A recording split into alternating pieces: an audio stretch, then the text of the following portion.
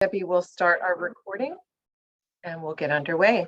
So welcome all and thank you so much for joining us today. Have you ever left a conversation thinking, wow, that went better than I expected? I'm so glad we had that conversation, only to hear at a later time that that other person had a completely different impression. Maybe they didn't even share the ideas exchanged and the perceived resolution. Well, we've all been there, of course. And great conversation is a foundational way of building strong relationships within any organization. Our current CEO Pulse survey, fresh off the press, just a few days old, tells us that the number one issue facing all CEOs that were surveyed is retaining and attracting talent. So great conversations can help to avoid losing talent. Today, we are going to share and demonstrate a simple and effective way to have great conversations.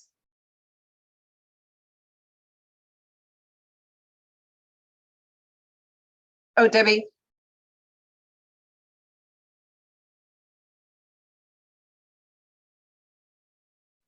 There you go. Thank you. So for today, here's what we will share with you. The great conversation definition and objective. What key learnable skills you can use to organically lead to a great conversation. We'll introduce you to IC3's 3-step Great Conversation AEA framework and the Great Conversation checklist. Then we'll move to questions and comments and close with next actions. So let's get started. So our definition, a great conversation is a verbal exchange between two or more people, respectfully sharing their perspectives about a topic that interests all people involved.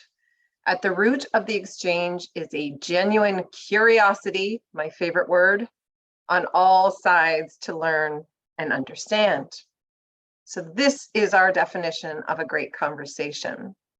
So we are going to throw up our first poll today. We'd like you to look at the poll and answer within a few seconds, and we'll have real-time results. So our first question is, thinking of the definition of having a great conversation, how would you rate your current skill set? This is an anonymous poll, so please feel free to be as honest as you can.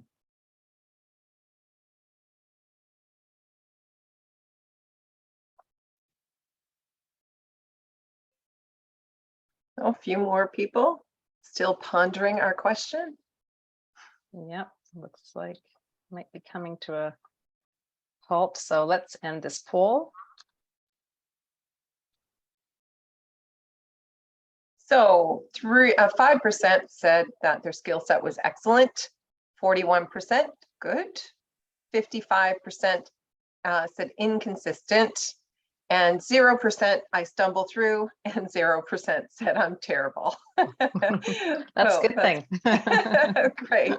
Thank you very much for that.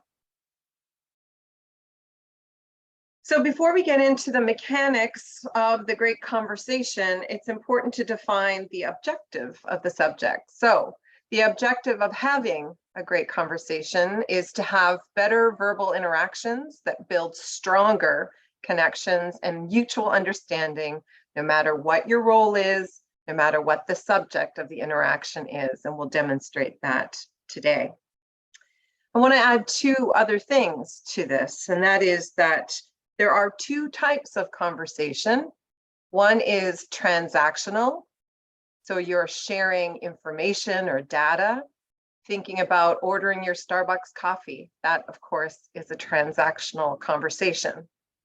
The second type of conversation is relational, where a checklist should be used, which we're going to share with you today, to guide you through this objective of having better verbal interactions that build stronger connections and mutual understanding, no matter what your role is, no matter what the subject of the interaction is.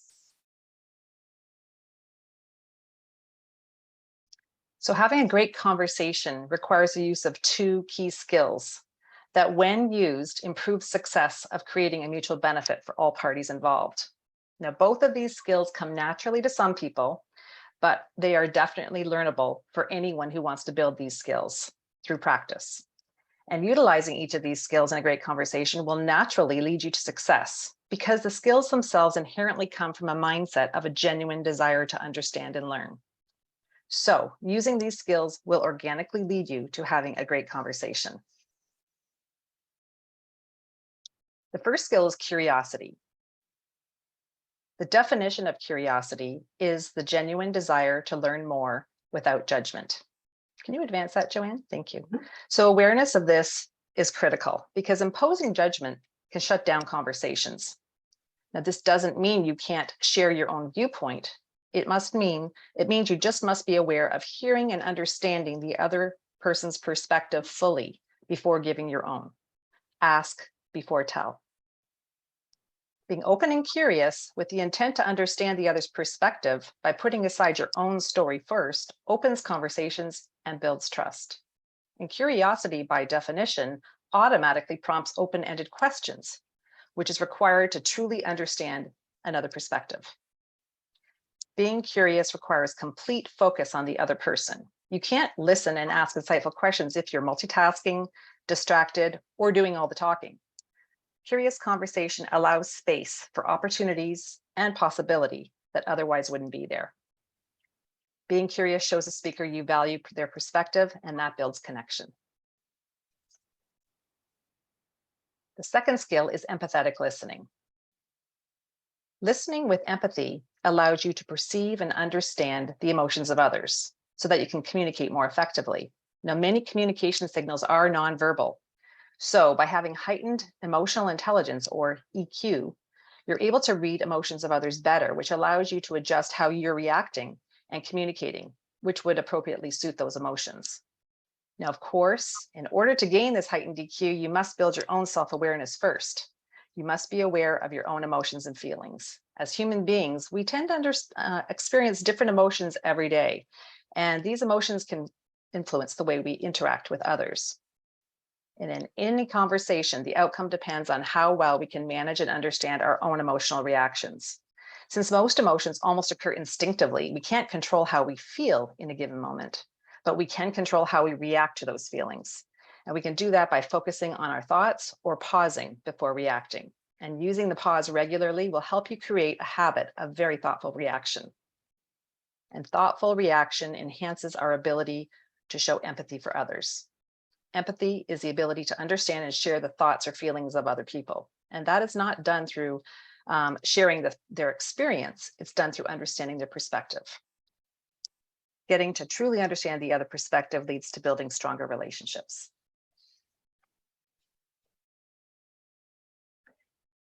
So, great conversation, rules of the game. In this era of technology, we can be fooled into thinking that email and/or text messages are tools for a great conversation. Wrong.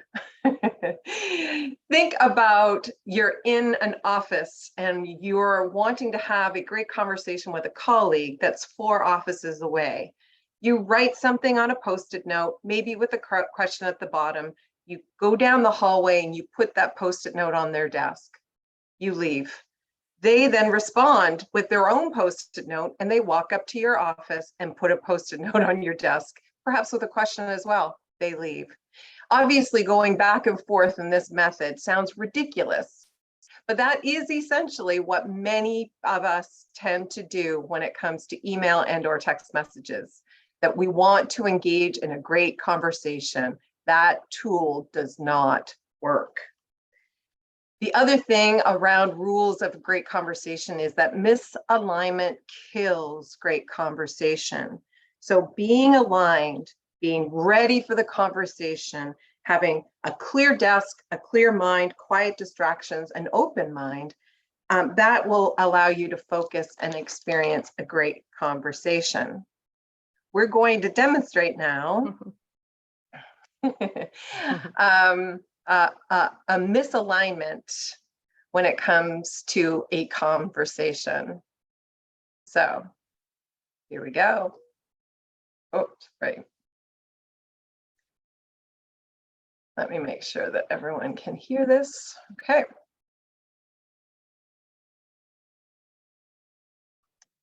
Hi, Kathy. I need to talk to you now about the job posting. I only have 5 minutes though. Can I come in? Well, I'm in the middle of something. Okay, just come in, I guess. Just a sec. I have to finish this email. Oh my God, my phone. Just a minute. I have to take this. Yes, hello, Kathy speaking. What's the problem? Oh, okay. Can I take your number and call you back? Oh, okay. All right, thanks. I'll call you later this afternoon. Sorry, you wanted to talk to me about what? The job posting. Oh, sorry, my phone. Sorry. I'll just be a second. I have to take this. Hello? Yes? Okay. Have you talked to Sally? Well, she was looking after this file. Okay. Her number is 333-3333. Just a second. Yeah, just leave a message if she doesn't call you back by mid-afternoon. Just call me back, okay? All right. Okay, bye. Sorry, we were talking about what again? The job posting. Right. What job posting? Sally's. I really only just wanted to see if I might qualify. Oh, yeah. Sally. We're really going to miss her. Oh, she's leaving the industry. Too bad. She's so good. We'll never really be able to replace her. She's just too good. Okay, I know, but what are you looking for exactly? She just does so much more than her actual job. She's really wonderful.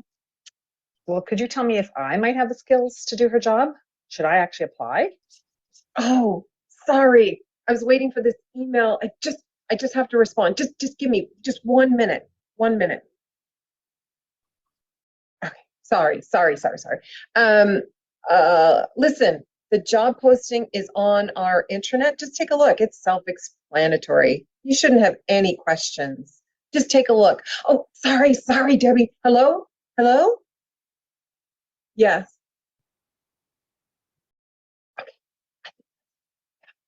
All right. Yeah. Thank you.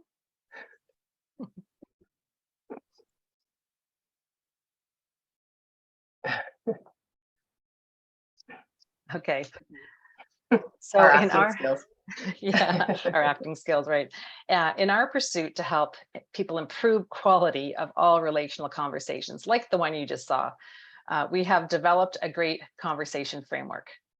We've identified 3 stages to having a great conversation, and each stage is dependent upon the previous one. Stage 1, align, is all about connecting on an agreed upon topic. Stage 2, engage, is all about engaging in conversation on the topic for the mutual benefit of all. And stage 3, agree, is all about closing the conversation and reaching agreement on next actions. Let's take a deeper look at each stage in more detail. So stage 1 is align. Agree on the topic. This can be a one-on-one or one-to-many scenario, but the intention and the mindset must be focused on the topic at hand. All parties must agree on the topic, and it's a good idea to verbalize so that there's no miscommunication. If you agree, we move on. Connect. People I know that I do any delivery with when it comes to sales systems, we talk about connection a lot. And this whole idea of slowing your world down for a few moments. Connect, really ask people questions that you are looking for answers and slow things down. Then you can discuss the shared goal of the upcoming conversation. This could take some time, but it's worth the effort. If alignment is not clear and it's not shared, you shouldn't proceed, period. Because if there's no alignment, you're just talking to yourself. And that is certainly not a great conversation. even though you might be great conversationalists, talking to yourself is not the goal here. So let's take a look at alignment between an employee and their leader. Hi, Kathy. I was wondering if I could book some time in your calendar when it's convenient to have a discussion with you. Is that possible? Well, I'm free now if that works for you. Are you ready for the discussion? I am. Thank you. Come on in, have a seat. Thanks. How's your day going? It's been a great day, actually. How's yours? You seem busy. Yeah, always busy, but good. No real issues today. How can I help you? Well, Kathy, I see there's a posting for Sally's role, and I want to discuss it with you. You wanted to discuss Sally's role as it relates to you? Are you interested in applying? Well, first I want to talk to you about the job description and what you're looking for when it comes to possible candidates. Would you be willing to have that discussion with me? Of course, I'd be happy to. And what is the outcome you'd like to see as it relates to this conversation? Well, I would really like to have a better understanding of the role and if my qualifications actually fit it. So I'd like some advice from you as to whether you believe I should apply. Would you be comfortable with that? Of course. Where would you like to start? How about we go through the role description in detail and you can ask any questions you have. Does that sound okay? Absolutely. Thank you.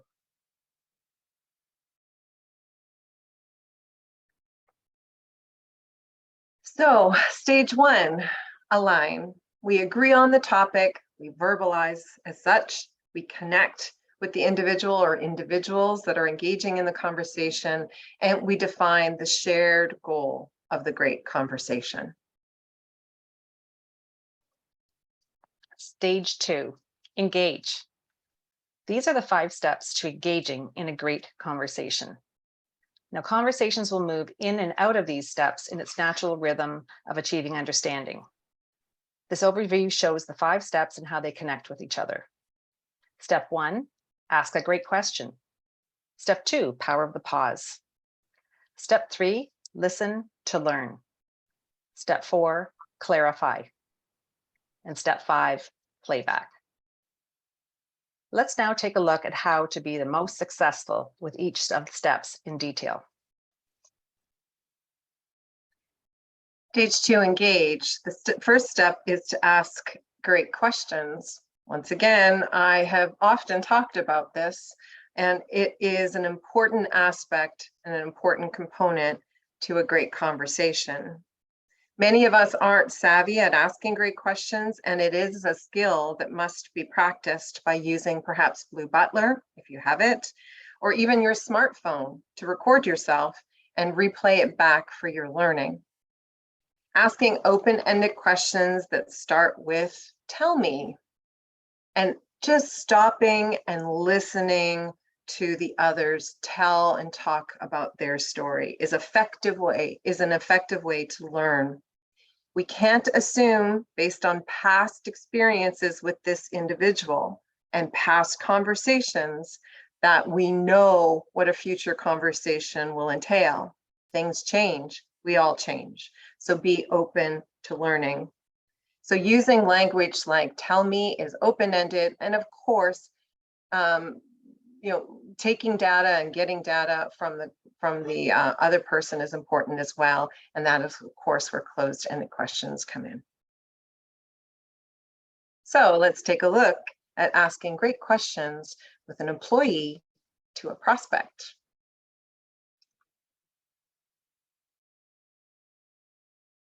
What brings you to Smith Brokers today? Well, I'm just looking to see if I can get cheaper insurance. My broker is charging me way too much. Okay. Well, tell me, if you were to give your current broker a score from 1 to 10, 10 being perfect, how would you currently rate them? I've actually never been asked that before. Okay, let me see. Maybe 7? Okay. So how long have you been with your current broker? I think 4 years. So thinking about the last 4 years, what would your current broker need to do to get a score of 10? Oh, a score of 10. Great question. Let me see. Well, as I said before, if the premium was lower, that would help. Um, I don't know. There's a few other things too. They never answer their phone. So frustrating when you're trying to run your business and you need some advice and you can't get anyone to call you back or reach anybody. And often they don't even get back to me until days later. So frustrating. Also, I did have a small claim recently, and that was really maddening. I never knew what was going on. I had to chase them, and I still actually don't even know what happened. It makes me mad just thinking about it now. That is so frustrating. So what I'm hearing is that it's not just price, but perhaps you feel like you're not getting the value that you should be getting for that price or premium that you're Yes. paying. Is that correct? Yes, exactly correct. Okay. So could you tell me what your quarterly reviews look like with your current broker? What do they cover? How is that process for you? I've never had a review ever. Is that supposed to happen? Yes, absolutely. So tell me, what's your confidence level then with your current broker if you were to have another claim? Well, they've proved that this is the way they do business to me, that's for sure. So it's like the client is a nuisance or something. I really actually don't have any confidence that if I have a problem in the future, I'll feel very important to them at all.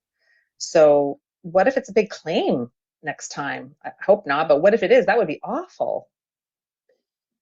Could you explain to me then what your ideal insurance broker looks like? Okay. Well, as I said, I don't want to get gouged on price with high premium, of course, but beyond that, I think I just want somebody who cares about my business and its success. I would really like to have advice when I need it, and I would really like to know what's going on with my policy. Okay, so if we could provide you with ongoing advice, a true partner at a fair price, would you seriously consider moving your business to Smith Brokers? Absolutely. If you can get me all of that at a fair price, I will definitely move my business to you. Okay, let's talk about your business. That was a long one. Continuing on with stage 2 and engage. Step 2 is the power of the pause. Asking, and what else? And what else? And what else? And we can say so much by saying so little. Ask a question, then stop to actively listen and learn. Be intentional with your pause because you will learn a lot. After we allow the space with the power of the pause, in step 3, we listen to learn. In order to truly listen, we must focus on the person talking, which can only happen if distractions are eliminated. Set your devices to do not disturb for the duration of the conversation and find a quiet place. Withholding judgment and comment is imperative, even if you don't agree initially with what's being said. Remaining open while listening without interrupting allows you to hear and learn their perspective before you comment. Nonverbal cues carry a lot of weight. You can show someone you're listening by maintaining eye contact, leaning in to the conversation, leaning forward shows engagement, as well as nodding and smiling, which expresses understanding. Of course, beware of things like eye rolling, yawning, frowning, or crossing your arms, which can send mixed messages if it doesn't align with your words. Once we've allowed space to fully listen to learn in step 3, we can then move on to step 4, clarify. Clarification is all about putting aside your own viewpoint to confirm what's being said, and you start that by restating your understanding of what you heard. Clarifying questions can also be asked if you're unclear about the message being sent. This could be done with a closed-ended question by repeating back what you heard and asking if your understanding is correct. When you say this, do you mean this? That's a closed-ended question, resulting in a yes or no for confirmation. Or you can ask an open-ended question to understand more context about the conversation at a deeper level, with a question such as, can you tell me more about the context behind this? Also, don't assume you think you understand, even if it seems that you do. Clarify by asking for an example with something like, just to be sure I understand, could you give me an example of what you mean by blank? Also, when you empathize with people, they often will switch from telling you facts to telling you how they feel. So while an empathy statement is not asking a question, it has a similar effect because it uncovers emotions. So examples of empathy statements are, I'm sure that I would feel the same in your situation, or I can really tell this has been difficult for you. Let's take a look at a demonstration between a leader and an employee about Clarify.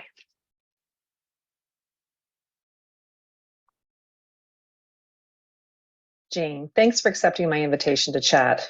I know you've been having a hard time feeling 100% at work, so I thought I'd check in to see how you've been feeling lately. Tell me, how are you feeling about your work these days? Not too bad, I guess. I mean, some days are better than others. So what I'm hearing you say is that you have some good days, but not every day. Can you give me an example of what a good day is like for you? Yes, I feel like a good day is when I'm helping my clients and I'm getting my work done and feeling accomplished. Right. Right. I can totally relate to that, Jane. When was the last time you think you had a day like that? Um, I actually can't remember. Wow, that's not good. Do you have any idea what's preventing you from having that kind of day? I guess if I were able to take a breath between incoming customer calls, I might feel better. Don't get me wrong, I love talking to clients, but when I can't even do some of the work I need to do before moving on to the next call, and then one after another with loose ends all over the place, I just feel completely frustrated and completely overwhelmed.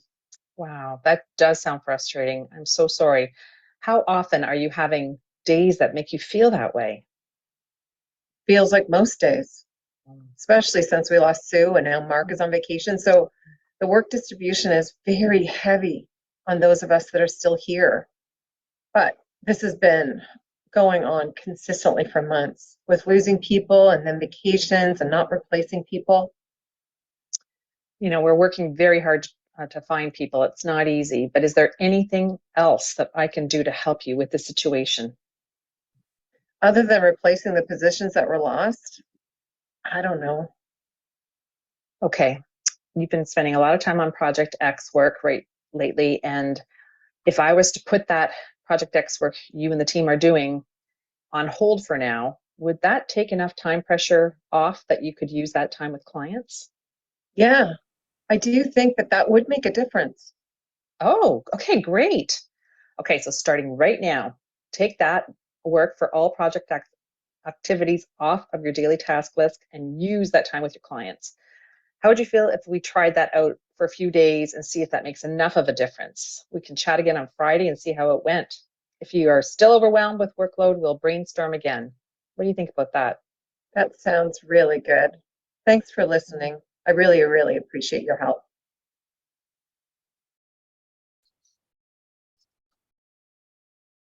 Good listeners want to check their understanding to make sure they heard the entire message accurately, and playback allows you to ask confirming questions to help with that. It helps, it involves taking the main points of what was said and repeating them back clearly. Doing this allows the speaker to correct you as it reminds the speaker of what the central point of the conversation has been. Great examples of this would be to start with, what I'm gathering from this conversation is blank. Do I have this right? Or here's what you just shared with me. Have I missed anything? Now, this gives the speaker a chance to affirm that you're understanding them correctly, or it allows them to correct your understanding. Let's take a look at an example of playback between an employee and a carrier underwriter.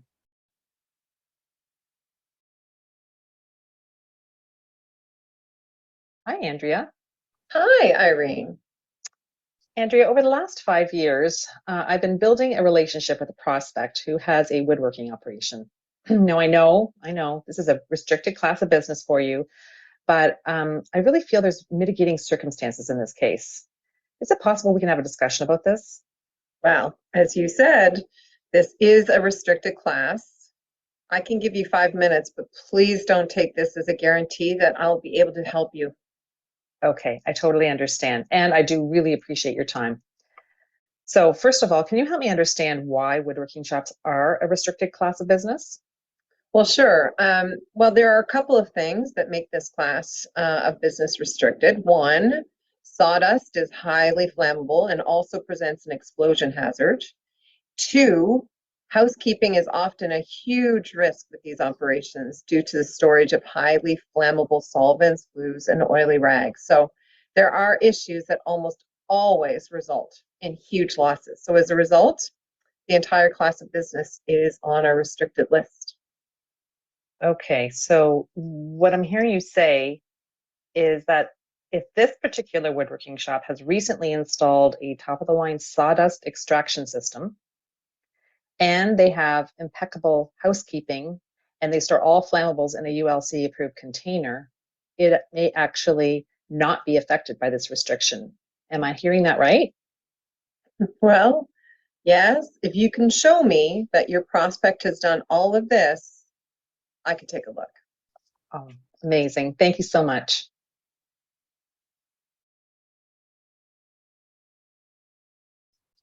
So to recap, stage 2, engage. Ask a great question. Use the power of the pause to allow space for a deeper response. Listen to learn, clarify your understanding, and play back to confirm. Our final stage is stage 3, agree and wrap up. So offer your perspective based on the conversation that you just had with the individual or individuals. Watch your tone and your body language. It's important to note that tone and body language affect 93% of the interpretation, while words only affect 7%. So keep that in mind and ask if there's any other questions. Ask what else,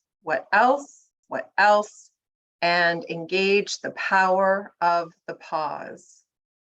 Most importantly, establish next actions, recap and summarize, then close. Absolutely imperative to follow through on your next action as promised, because if there is no follow through, you will have difficulties with future conversation with this individual or individuals. Our final video today is around agree between an employee to a client.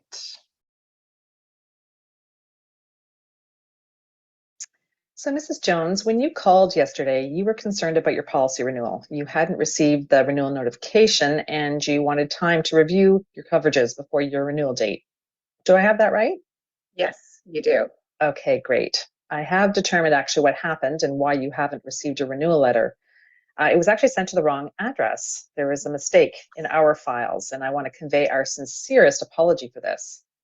Also, I want to assure you that you have no worries in the future. This won't happen again because I've made changes in our system now. So I've also diarized a reminder for our department to call you in 90 days prior to next year's renewal. That way you don't have to worry. Oh, that's great. Thank you so much. Oh, you're welcome. I would also like to set up a call with you and Frank, your insurance partner, to review your policy so that we can answer any question. He can answer any questions you may have before the renewal is processed. Would that be okay? That would be great. Wonderful. How does Thursday afternoon at 2 p.m. sound? I think Frank would be able to call you at that time, this number, if that's the right one, if that works for you. It absolutely does. And I want to thank you for your attention to this issue. Mistakes happen, but I feel that you've dealt with this in a professional manner, and I have confidence that this won't happen again. Thanks again, and I look forward to speaking with Frank on Thursday. Great. I appreciate you saying that. I will send a calendar invite to you and Frank now, and he'll call you at this number on Thursday. And is there anything else I can do for you while I have you on the phone? No, that's all great. Thank you so much, and goodbye. Goodbye, Mrs. Jones. It's been a pleasure speaking with you today, and thank you for choosing Smith Brokers. We appreciate your loyalty and your business.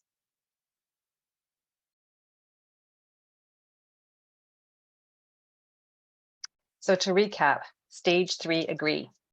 Start by offering your perspective and remember to watch your tone and body language, especially in emotionally charged situations. Ask if there are any further questions, establish next actions and agreement of such, then recap and close. And of course, make sure to follow through on your actions promptly. This framework expanded out with the steps in each phase, as you see on the screen now, make up the Great Conversation checklist. This can be used when you're planning out your next great conversation. We're going to have our second poll. Debbie's going to put it up on your screen. I'd ask that you take a look at the poll and give us your feedback, and we'll share those results. The poll question is, how will I use this great conversation checklist that you're seeing on your screen? So if you take a few minutes, please.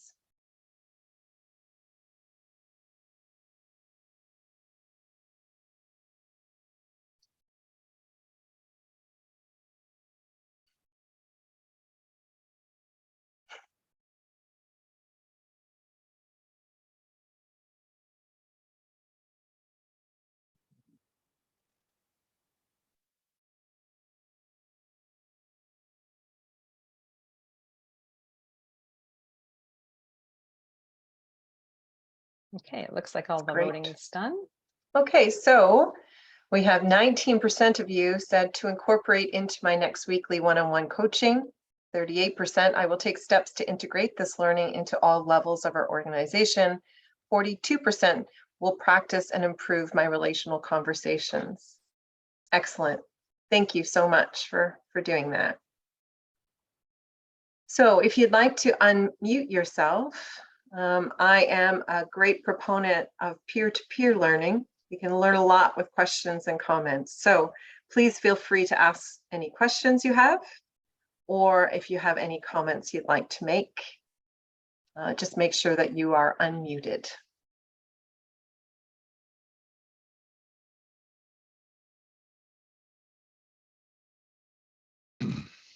What if the person isn't really all that interesting and you're more interesting than they are? Like, isn't it still logical for you to do most of the talking in those scenarios?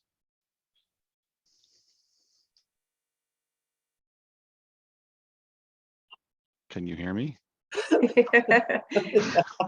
I was wondering if somebody else had some comment before I ventured into one myself. Just You're on a kidding. I'm just different teasing. side I'm just now when I'm teasing. I'm just talking. teasing. Just teasing. It was a good You're on opening a question. different slider, Dave. Oh, it's good. Really good reminder of some of the important things to do and showing interest. It reminded me of How to Win Friends and Influence People book, actually, a Dale Carnegie. Dale Carnegie book. Yeah. Yeah, the whole idea of the power of practice is, I think, an important component to all of us that are have roles within organizations. We tend to forget, we've been put into roles, we get into a rhythm of that role, and sometimes we forget to step outside of ourselves and observe maybe what we've been doing all along worked for us, but just to be really objective to what is happening within your role, how effective we are. And the power of practice really helps. It's that old saying where a tourist stops somebody in New York City and asks, how do I get to Carnegie Hall? And the New Yorker says, practice, practice, practice. And I think we all need to do that. We're in leadership roles, and often many of us have been given leadership roles because of perhaps the performance that we had or the skill set that is perceived, but we don't spend a lot of time practicing. And I think engaging in great conversations and positive outcomes, whether it's a negative or positive conversation, is one of those things that we tend not to practice so much. And I think there is a challenge, certainly, if you have a conversation partner that's not engaging, and you may have to stop at the alignment phase. If you can't find alignment for a shared goal for this conversation, there's no point in proceeding. And many of us do, all of us tick the box saying, I talked to that person, I've done that, I've ticked the box, I've gone on to my 10,000 other things that need my attention today. And it's a precious resource of time that we may be wasting if that's the case. my 2 cents. Anyone Yeah. else have conversation or comments that they'd like to share? She's think engaging going the power of ahead the with that- pause. Going with that practice, I feel like I've made efforts with some conversations sometimes, but I feel like sometimes it might come across, or maybe it's just me not being as comfortable, but it feels a little bit more not rehearsed or not insincere, but it's not as natural of a conversation as it could have been, because you're making an effort to try to get some information or clarify things. So I find sometimes it kind of steers the conversation in a way that doesn't feel quite as natural as it has been in the past. I mean, I get where we're going with it, but I think along with that practice, I think it takes time too. Mm. I agree with that. And oftentimes when you're trying to rehearse or practice something that we're not throwing everything out, just adjusting and making adjustments, it feels a bit uncomfortable. But that's Mhm. where the real learning happens. And that's where the practice happens. You know, back in the day when I was in a different organization, we were filmed all the time around role playing with clients. And then everybody in the room would watch your film and pick you apart. And it was horrible and uncomfortable, and people would be sick in the bathroom because of their nerves. It was horrible. However, it was around that practice when you see yourself like that in a safe environment. I'm not saying that it should be in a scary environment like that. In a safe environment, low risk practice, it's wonderful to see, you know, your verbal tics, or the things that you say over and over again, especially when you're in a nerve-wracking experience. Oftentimes there's nerves that take over. And so practice helps bring down that emotion when you're looking to do something a bit different, like you said, rehearsing a difficult conversation. The practice, it's muscle memory. It comes back when then you're engaging in the real thing. It's really important, and we don't really spend a lot of time as leaders practicing, you know. It can help for sure. Vicki, I've taught this model in the past to hundreds of producers, and they all, almost without exception, are very awkward at the beginning of the exercise. It's actually quite amazing to see the difference in skill after only a 1 hour practice session. So the good news is that it's something that I think you can get comfortable with very quickly, but the practice should be low risk practice. It should be within the leadership team. Don't practice on live subjects. Okay. But I think if you make a concerted effort to practice this, get through the awkwardness, and what else happens is, as you say the words that are scripted in this slide deck, you'll modify them slightly. And after the practice session, you'll be saying things a little bit differently in a style that's you. Right. So it happens fast. That Yeah, makes sense. Debbie and I were a little bit awkward in our role-playing recordings, but you know, you just throw it out there, no harm done. It was good times. Yeah. That Sally's got quite the unique phone number. Do you I'm know not sure where what? she's from. There's Yeah. a real estate agent here in St. John, New Brunswick, that's his phone number. And he's got a lot of problems with that phone number. I bet. You Yikes. dial that number in Hamilton and you wind up with a cab. Oh, there you go. I just want to throw this out there too around conversations that recent studies have proven that we all say between 7,000 and 20,000 words per day, every day.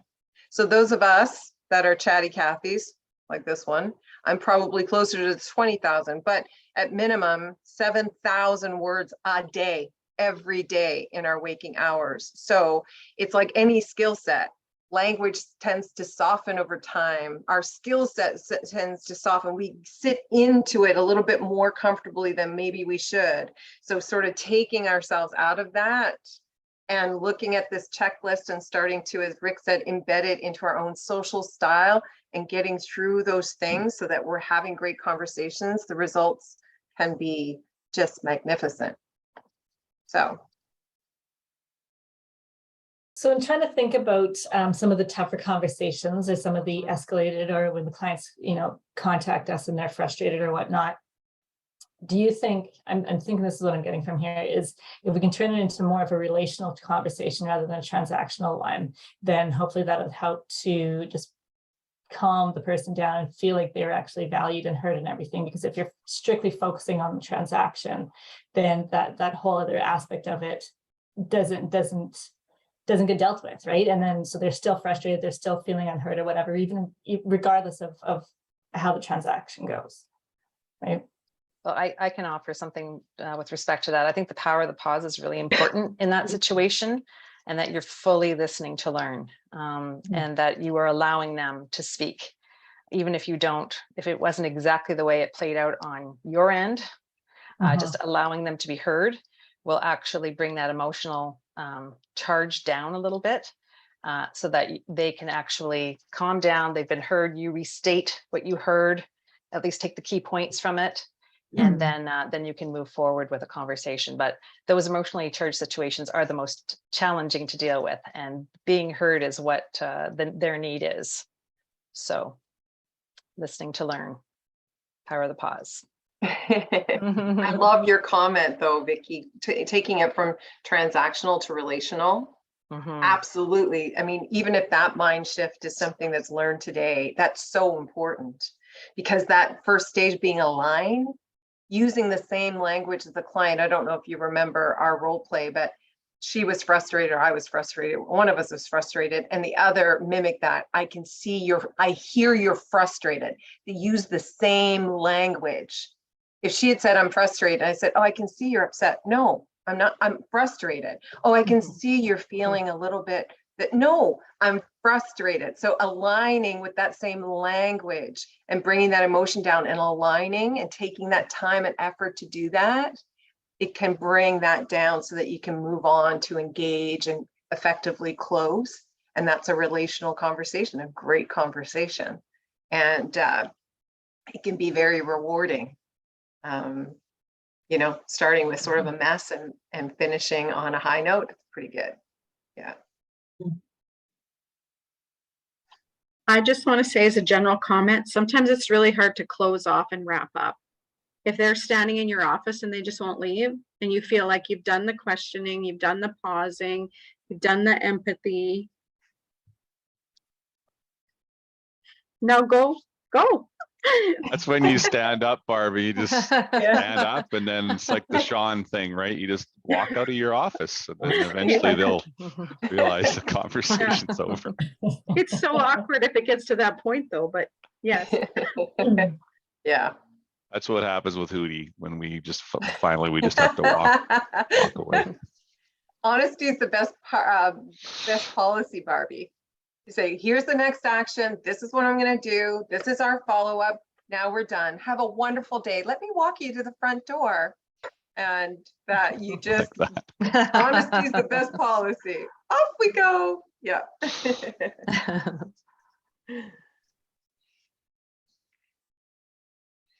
Any other questions? Any other comments?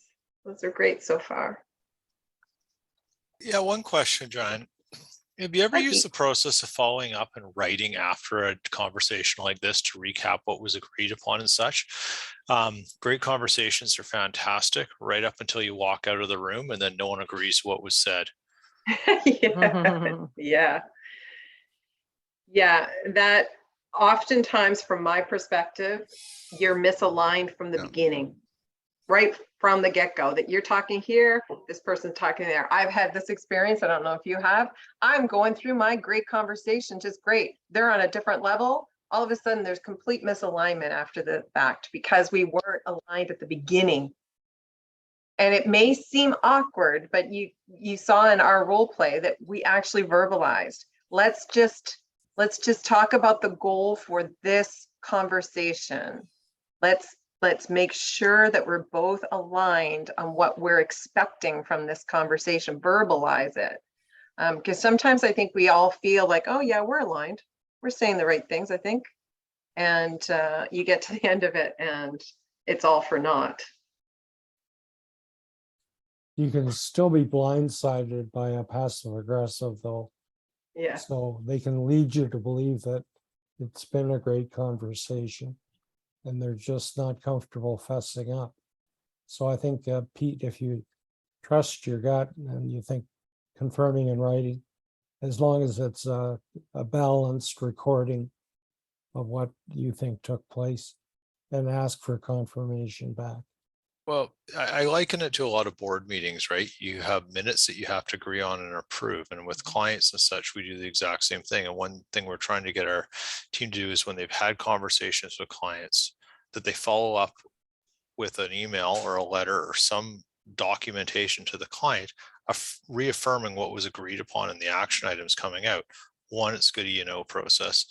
Two, it also gives the client a sense of understanding if they've been heard or not, and a chance to correct the path if anything is understood.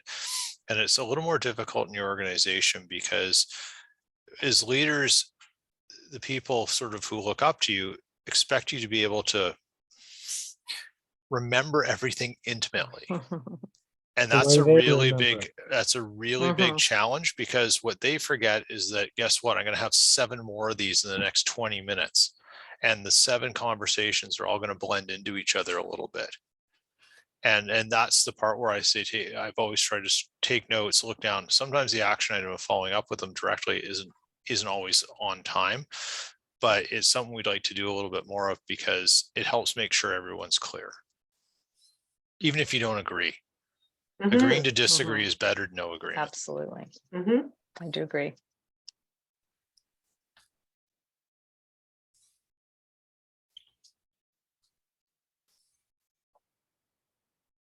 Anyone else? All right. Debbie and I are always here if you want to reach out to us. We have Absolutely. just one last thing. Debbie? Okay. So just because we've created a framework and a checklist, please don't interpret this as something additional we'd like everybody to take on. We all have conversations every day, and lots of them. And we know that you're doing a good job with a lot of those conversations. So these tools were not created to add something else. These tools have been created for you to be able to help you integrate some of the key elements into some of your conversations so that all stages can be great. So as a takeaway, we would like to suggest that each of you do the following.